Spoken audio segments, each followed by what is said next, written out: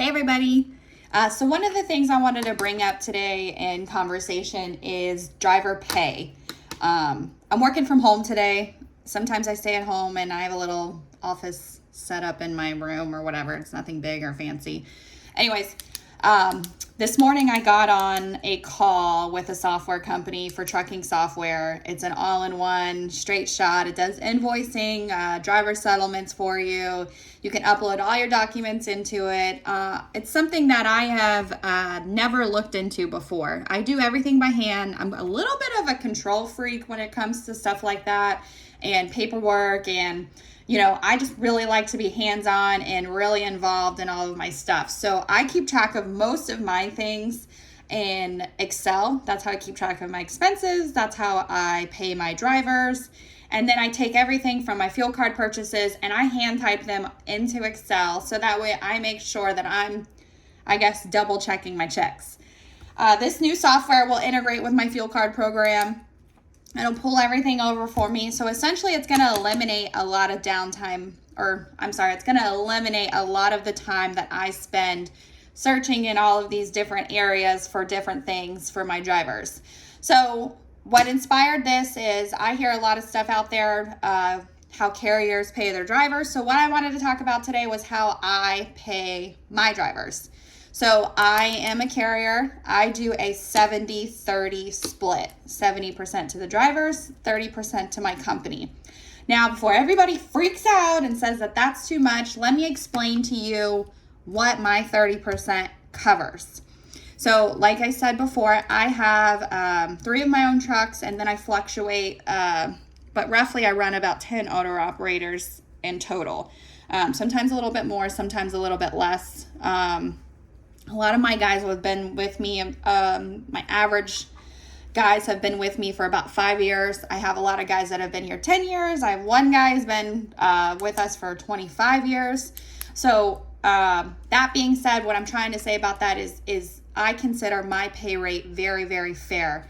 So for 70%, the owner operators get 70%, I keep 30. What the 30% covers is I have a full repair shop. So I have oil in my shop, I have antifreeze in my shop, I have brake drums in my shop, I have brake shoes in my shop, I have chambers, I have tires. I am basically a full working parts shop. I keep track of all the inventory and things out there. I do all the parts ordering. I have a mechanic that will work on the drivers' tractors for them, and then I deduct the mechanic's fee out of their checks. So I keep track of all of that stuff. So for 30%, I'm running a full shop for my drivers, and they can utilize it at any time. I have an air compressor out there. I have a tire gun. Everything can be done here. I do washouts on my trailers. Everything is done at my shop.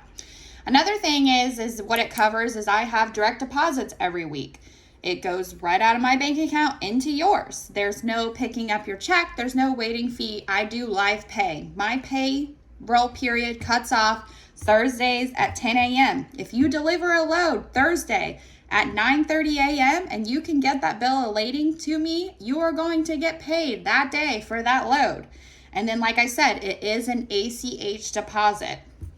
The other thing that my 30% covers is I do fuel cards. My fuel cards are for TAs and Petros. You can use them at other locations, but you do get a fuel discount at TAs and Petros and then some one-off mom and pop shops. There's a list on the little app that they can find, et cetera, et cetera. The other thing that my 30% covers is auto liability and cargo insurance. I do not charge my drivers for insurance.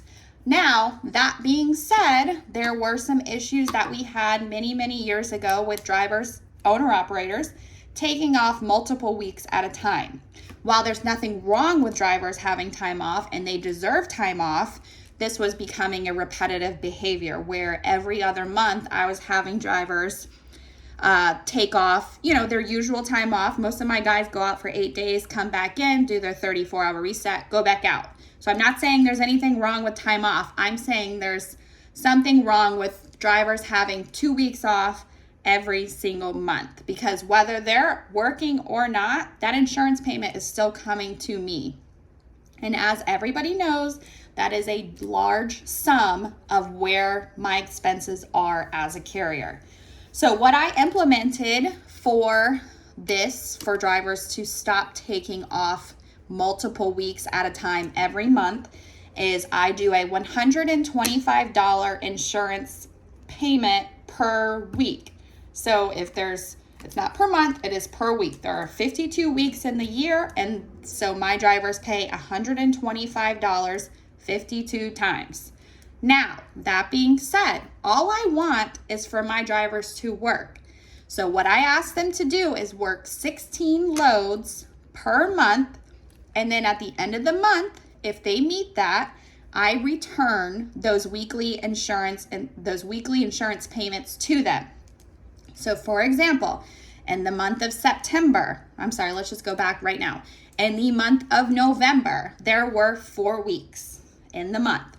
So 1, 2, 3, 4 payments of $125. So that totals $500 for the month. Now, if my driver worked 16 loads, which basically is the equivalent of 16 days of the month. So like I told you before, I'm a Florida-based carrier. If my drivers drive from Florida to Indiana, that is a 2-day run, and that counts towards 2 loads out of their 16. So if they leave from Florida, go to Indiana, they have to work 14 more days to get that insurance payment returned to them. So all it is to encourage them to work 16 days of the month, which I believe is more than fair. I love all of my guys. I want them to work. I respect their home time. I respect things that they have to get done with their children and their families. Everybody has their own stuff that they need to get done. The only reason I implemented this is I was having multiple guys take off multiple weeks every month, which loses money for me as a carrier because then I'm not generating any revenue off of them. So like I was saying, that is the only thing that I charge for insurance, and technically if they work like most owner operators and most over-the-road drivers do, none of them have a problem getting to the 16 loads. Some of my drivers get to 22, 23 loads. Now on the flip side of that, because I have a negative, I'm a very big reward system carrier. Now, if they don't make the 16 loads, I keep that insurance payment money. If they meet the 16 loads, I return the insurance payment money to them. And if they exceed 20 loads, so when they get to 21, I pay them 71% of that load instead of 70, because then they are exceeding expectations and they're working their butts off. So they should be rewarded for that. They're generating more revenue from my business. They're making more money. In return, they're making me more money. So I like to share my profits with my guys. It is important for me. Driver turnover and keeping the guys that I have is extremely important to me. So I try my best to make them happy and comfortable and do everything that I can to help them out. The other thing that my 30% goes to is I don't charge my drivers for trailer rentals. Everybody that I have working for me right now uses one of my trailers. I do hire owner operators that have their own equipment, but that seems to be not as common as it was maybe 6 or 7 years ago.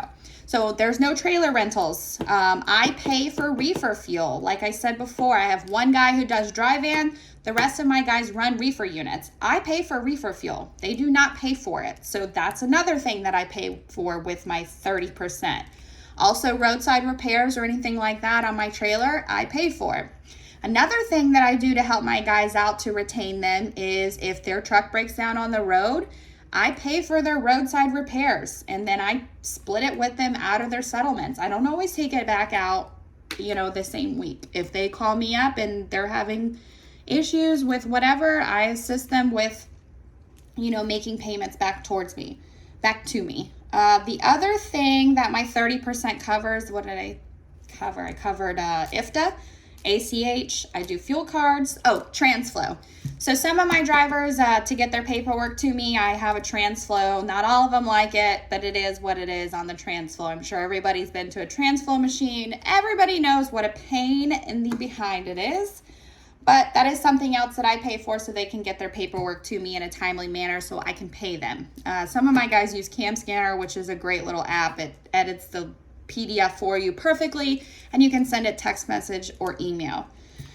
The other things that my 30% covers, what did I go over? So IFTA, I cover TransFlow, ACHs every week. I cover fuel cards. I do payroll advances if they need them while they're on the road. Insurance I cover. I guess what I'm getting at is that I don't have any hidden expenses for my drivers. There are no deductions on my sheets. I'm not, pulling your leg. You could talk to any of my guys and they would tell you the same thing. The only thing that shows up on their settlement sheets is the $125 a week. And if they work those loads, I return that money to them. And if they work more than enough loads, I increase their pay for, it benefits me. I want to scratch their back, they scratch mine. That's what I appreciate. So like I was saying, I am a 70-30 carrier split. Some guys are out there looking for 90-10, some like the 80-20. For me, that just tends to get very messy because then you're doing itemized deductions. It makes it look sloppy. I don't want to be accused of taking money from my guys. We're all in this business to make money together. If they're not working, I'm not making any money, which is not good for my family or my company. So I like to share my profits around. I'm not in this business to be a millionaire. I'm in this business to live comfortably, feed my kids, and have a job that I enjoy doing. If you have any questions, let me know. Like and subscribe to my channel. And let me know what you guys think about what I'm doing and how I run my company. Anyways, see you later.